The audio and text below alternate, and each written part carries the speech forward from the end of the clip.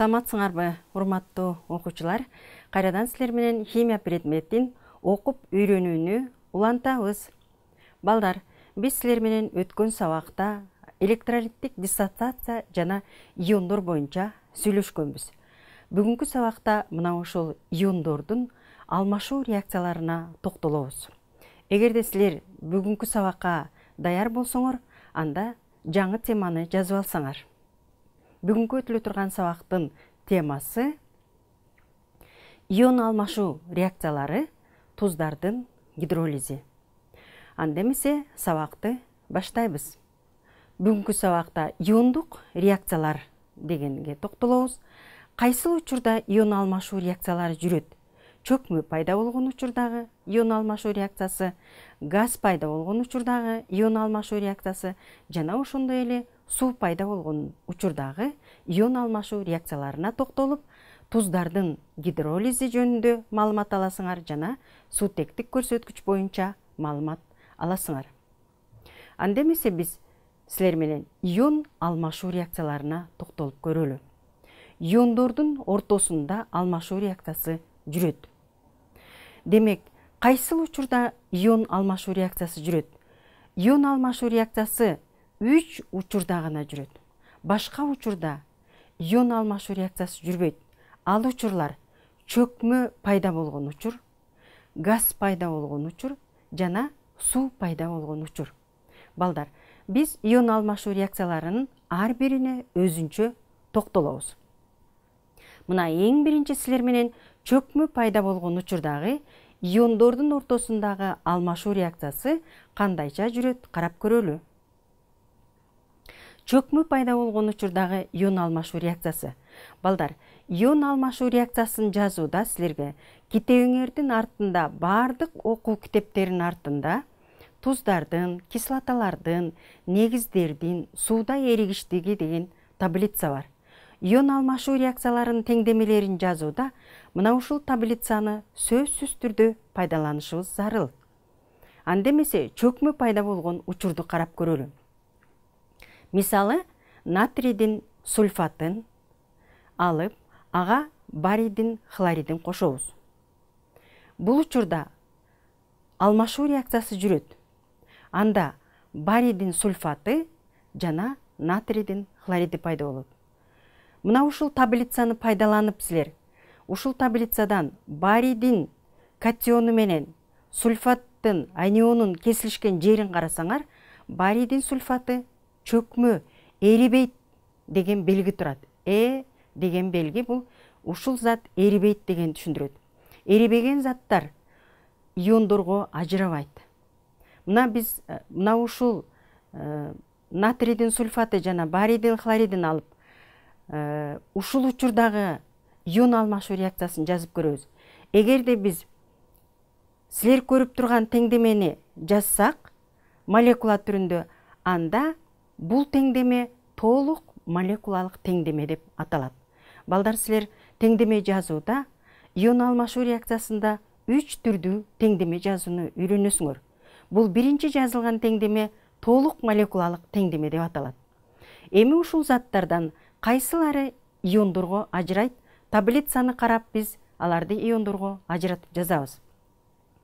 Эгерде силер туздардын эригиштүүлүгү деген таблицаны карасаңар, анда натрий менен сульфат ионун кесилишкен жерин карасаңар, бул зат эрийт деп турат. Эгерде зат эрисе, анда биз аларды иондорго ажыратып жазабыз. Натрийдин сульфаты кандай иондорго ажырайт? 2 натрийдин оң ионуна жана сульфат ионунун 2 терс ионуна диссоциацияланат.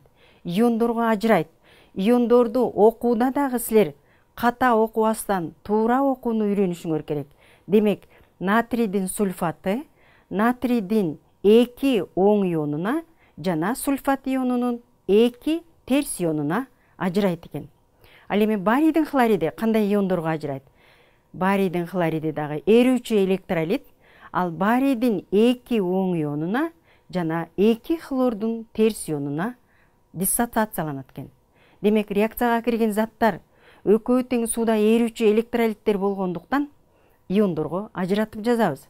Ал эми барабарлыктан кийин Барийдин сульфаты барий менен SO4-түн кесилишкен жерин карасаңар, бул зат эрибейт деп турат. Ага чөкмө түрүндөгү белгини коебуз. Төмөн каратып стрелканы коюп, бул зат чөкмө экендигин көрүп, чөкмө заттар иондорго ажырабайт. Муну молекулалык түрдө өзүнчө жазып алабыз. Ал эми натрийдин хлориди күчтүү электролит болгондуктан 2 натрийдин оң иону жана 2 хлордун терс ионуна диссоциацияланат. Мына балдар, силер барабардыкка чейинки жана барабардыктан кийинки иондорду салыштырсаңар, окшош иондорду математика сабагында билсеңер, кыскартып жибергендей белгини коебуз. Бирок бул кыскарып кетпейт. Эритмеде бул иондор бар. Бул иондордун ортосунда өзгөрүү пайда болбойт. Өзгөрүү барийдин иону менен сульфат ионунун ортосунда гана пайда болот. Мындай теңдемени биз толук иондук теңдеме дейбиз, балдар.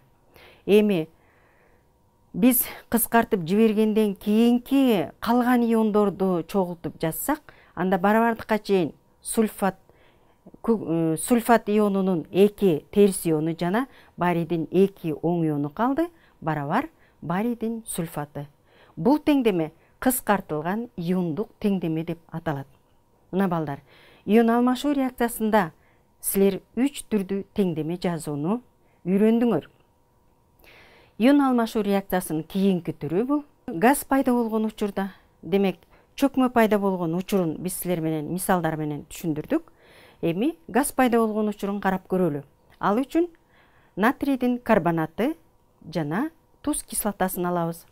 Натрийдин карбонатына туз кислотасын кошкон учурда натрийдин хлориди жана көмүр кислотасы пайда болот. Көмүр кислотасы начар электролит, ал бат эле ажырап көмүртектин 4 оксидине жана сууга ажырап кетет. Ошондуктан теңдемеге биз көмүр кислотасын жазып, андан кийин анын ажыраган продукталарын жазабыз. Мындай теңдемени мен кыскача жазып койдум. ТМТ. Бул болсо толук молекулалык теңдеме деп аталат. Силер толук молекулалык теңдемени кыскартып ТМТ деп жазып койсоңор дагы болот. Эми бул электролиттердин кайсынысы иондорго ажырайт, кайсынысы иондорго ажырабайт? Биз таблицаны карап, таблицанын негизинде иондорго ажыратып жазабыз. Демек, натрийдин карбонаты сууда эрүүчү электролит болгондуктан ал иондорго ажырайт. 2 натрийдин оң ионуна жана карбонат ионунун 2 терс ионуна ажырайт экен.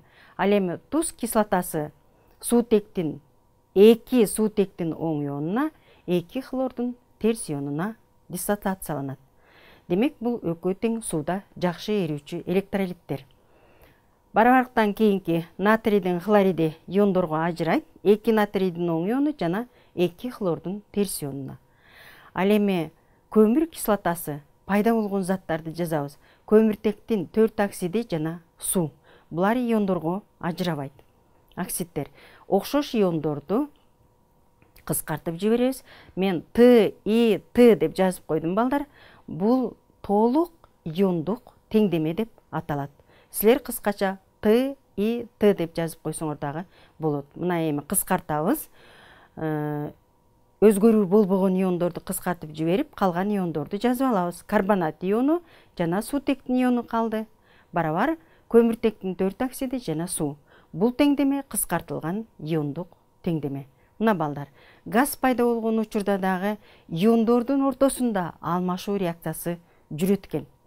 Башка учурда иондордун ортосунда алмашуу реакциясы жүрбөйт. Ал эми үчүнчү учур суу пайда болгон учурдагы ион алмашуу реакциясы. Суу пайда болгон учур деп кыскача жазып койдум. Аз диссоциациялануучу зат пайда болгон учур деп айтылат китептерде. Демек, суу аз диссоциациялануучу зат болгондуктан суу пайда болгон учурдагы ион алмашуу реакциясы деп жазып койдум мен силерге. Мисал келтирип көрөлү. Мисалы, натрийдин гидроксиди күкүрт кислотасы менен аракеттенишкен учурда натрийдин сульфаты жана суу пайда болот. Бул теңдемени силер жакшы билесиңер. Бул теңдеме толук молекулалык теңдеме. эгерде таблицаны пайдаланып карасаңар, бул заттардан натрийдин гидроксиди, күкүрт кислотасы, натрийдин сульфаты бардыгы иондорго ажырайт. Анткени булар сууда эрүүчү электролиттер. Натрийдин гидроксиди 2 натрийдин оң ионуна, 2 гидроксотоонун терс ионуна ионго ажырайт. Ал эми күкүрт кислотасы 2 суутектин оң ионуна жана сульфат ионунун 2 терс ионуна диссоциацияланат. Барабар натрийдин сульфаты иондорго ажырайт. 2 натрийдин оң иону жана сульфат ионунун 2 терс иону. Ал эми суу диссоциацияланбайт, иондорго ажырабайт деп жазып алабыз. Өтө аз санда диссоциацияланат. Бул начар электролит болуп саналат. Демек, бул толук иондук теңдеме. Окшош иондорду кыскартып жиберип калганын жазсак, 2 гидроксотоонун оң иону жана 2 суутектин терс иону калат экен. Пайда болду суу. Мындай теңдеме кыскартылган иондук теңдеме деп аталат.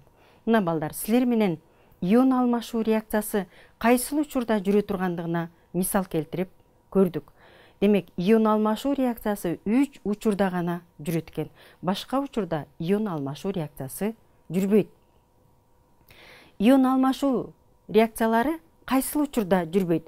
Күчтүү электролиттердин ортосунда ион алмашуу реакциясы жүрбөйт. Натрийдин хлориди күчтүү электролит, кальцийдин нитраты күчтүү электролит, пайда болот натрийдин нитраты жана кальцийдин хлориди. Бул заттарды эгерде силер туздардын жана кислоталардын негиздердин эргичтүүлүк таблицасынан карасаңар, бул силер көрүп турган натрийдин хлориди, кальцийдин нитраты, натрийдин нитраты, кальцийдин хлориди бардыгы сууда эрүүчү электролит болуп саналат.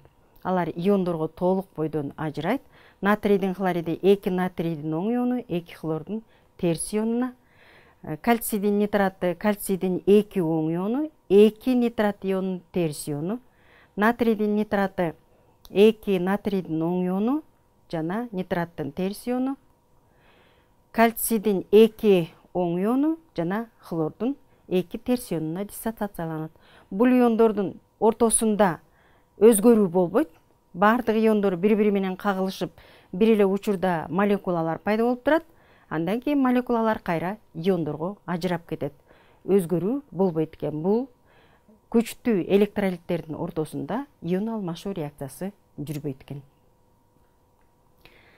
Мына балдар, силер ион алмашуу реакциясы боюнча маалымат алдыңар.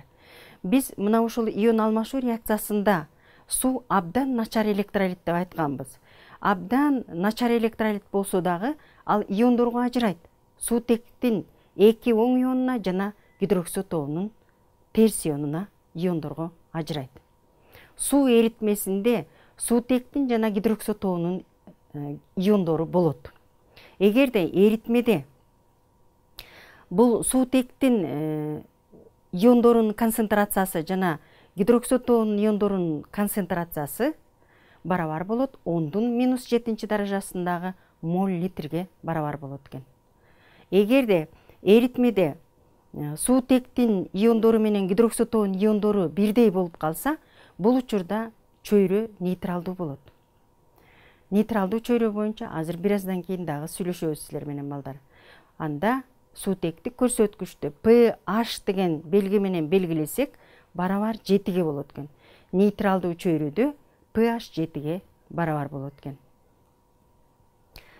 Кээде эритмеде гидроксотоонун иондоруна караганда суутек иондорунун концентрациясы көп болуп калат.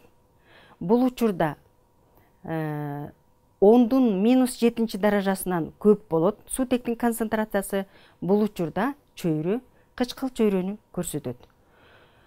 Кычкыл даамды берген бардык тамак аштардын чөйрөсү кычкыл чөйрөнү көрсөтөт экен. Мисалы, кислоталар, лимон кислотасы, уксус кислотасы кычкыл даамды берет, ышкын кычкыл даамды берет. Буларда суутектин концентрациясы, суутектин ионунун концентрациясы көп болот экен. Бул учурда pH 7ден кичине болот экен. Эритмеде суутектин иондорунун концентрациясына караганда гидроксид тобунун иондорунун концентрациясы көп болуп калган учурда анда эритме шылычтуу чөйрөнү көрсөтөт. Шылычтуу чөйрөнү көрсөткөн заттар самын, порошок, ар кандай киркетирүүчү каражаттар булар шылычтуу чөйрөнү көрсөтөт. Бул учурда pH 7-нен чоң болот экен. pH деген бул суутектик көрсөткүч. Балдар, суутектик көрсөткүчтү биз мындай шкала менен көргөзсөк, анда 0-дон баштап 6-га чейинки көрсөткүч бул кычкыл чөйрөнү берет экен. Ал эми 9-дан жогорку көрсөткүч бул шылычтуу чөйрөнү көргөзөт. Көк түстүү болот, эритмеси көк түстүү берет. Эгерде индикатор универсалдуу индикатор кагазы менен текшерип көрө турган болсок, анда ушул универсалдуу индикатор кагазы кызыл түстү берсе, демек ошол эритме кычкыл чөйрөнү көрсөтөт. Башкача айтканда, суутектин иондорунун концентрациясы көп болот. Ал эми индикатор кагазы көк түстү көргөзсө, анда бул суутектин иондорунун концентрациясына караганда OH иондорунун концентрациясы көп болгондуктан шылычтуу чөйрөнү көрсөтөт, дагы индикатор кагазы көк түскө өзгөрөт. Ал эми нейтралдуу чөйрө 5-тен баштап 8-ге чейинки аралыктагы чөйрө бул нейтралдуу чөйрө болуп саналат. Көбүнчө адамдын организминдеги клеткалардагы чөйрөлөр нейтралдуу чөйрөдө болот. Эгерде мына ушул чөйрөлөрдүн оң жакка же сол тарапка жылып кетиши ар кандай ооруларды пайда кылып коюшу дагы мүмкүн. Мисалы, биз алып көрөлү, көздүн жашы. Көздүн жашы бул кан, ошондой эле лимон, помидор, сүт, суу, самындын эритмеси, бул жерде силер көрүп тургандай газдалган суу, кайсылар кайсы чөйрөнү көрсөтө тургандыгы көрүнүп турат. Мисалы үчүн, көздүн жашында суутектик көрсөткүч 7-ге барабар. Демек, бул нейтралдуу чөйрөнү көрсөтөт экен. Ал эми кан болсо 7,4, бул дагы нейтралдуу чөйрөнү көрсөтөт экен.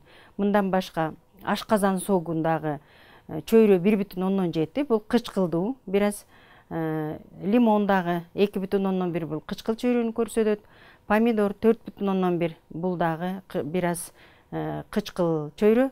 Ал эми кофе суутектик көрсөткүч 5, бул нейтралдуу чөйрөнү берет экен. Сүт жана суу, суунун чөйрөсү бул нейтралдуу чөйрө. Ал эми 7-нен жогоркулары бардыгы кычкыл шылычтуу чөйрөнү көрсөтөт экен. Мисалы, самындын эритмеси шылычтуу чөйрөнү көрсөтөт.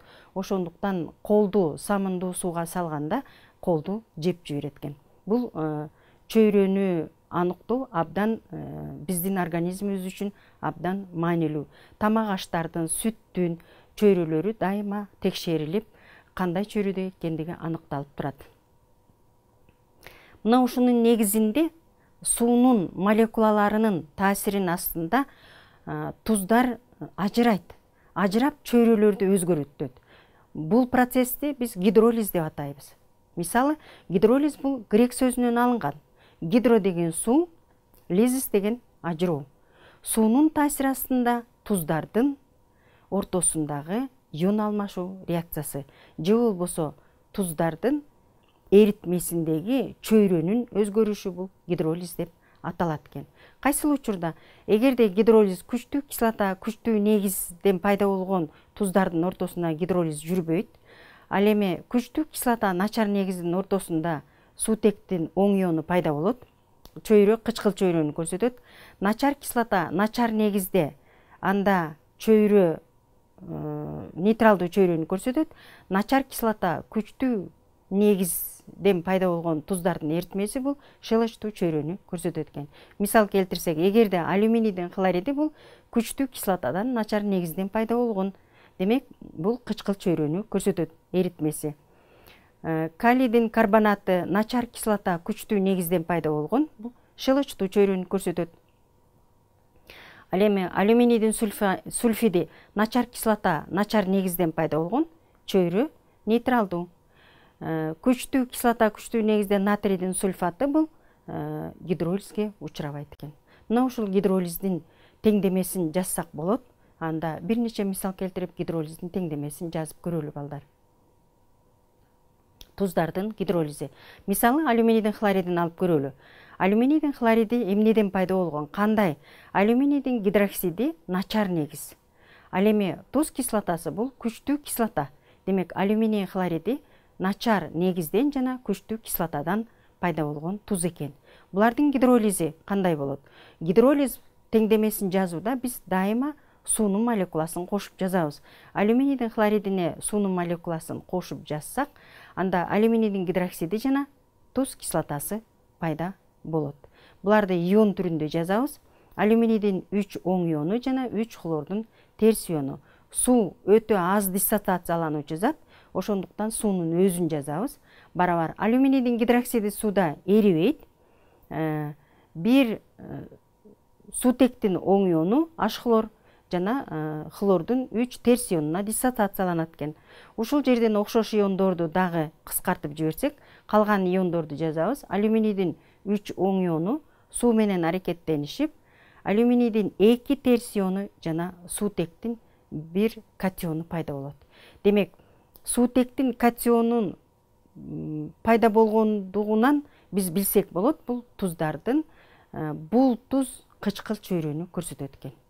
Жөнөкөй эле индикатор кагазы менен дагы аныктап алсак болот. Демек, гидролиз катион боюнча жүрөт экен. Индикатор кагазы кызыл түскө өзгөрөт. Кийинки мисал. Калийдин карбонатын алсак, бул күчтүү негизден жана начар кислотадан пайда болгон. Теңдемесин жазсак, анда бул толук иондук теңдемеси болот. Калийдин карбонаты иондорго ажырайт. Сууну кошуп жазсак, анда калийдин гидроксиди иондорго ажырайт жана гидрокарбонат пайда болот. HCO3 деген гидрокарбонат. Окшош иондорду кыскартып жиберип, калган ионду жазсак, анда OH ионунун концентрациясы эритмеде көп болот. Демек, калийдин карбонатынын эритмеси шылычтуу чөйрөнү көрсөтөт. Бул pH 7-нен чоң. Гидролиз анион боюнча жүрөт дагы. Индикатор кагазын көк түскө өзгөртөт экен. Андан кийинки мисал, алюминийдин сульфиди начар кислота жана начар негизден алынган. Бул учурда суу менен кошуп жазсак, анда иондорго ажырайт, гидролиз кайталанбайт, түз боюнча жүрөт, начар негиз, начар кислотанын ортосунда кайталанбоочу реакция жүрөт экен. Балдар, мына бүгүнкү сабакта силер ион алмашуу реакцияларынын чөкмө пайда болгон учурун, ошондой эле ион алмашуу реакциясынын газ пайда болгон учурун, суу пайда болгон учурларын, теңдемелерин жана туздардын гидролизи, эритмедеги суутектик көрсөткүчтү аныктоо боюнча маалымат алдыңар. Бул теңдемелерди жазууда дагы бир нече көнүгүүлөрдү иштеп, бул билимиңерди бекемдесеңер болот.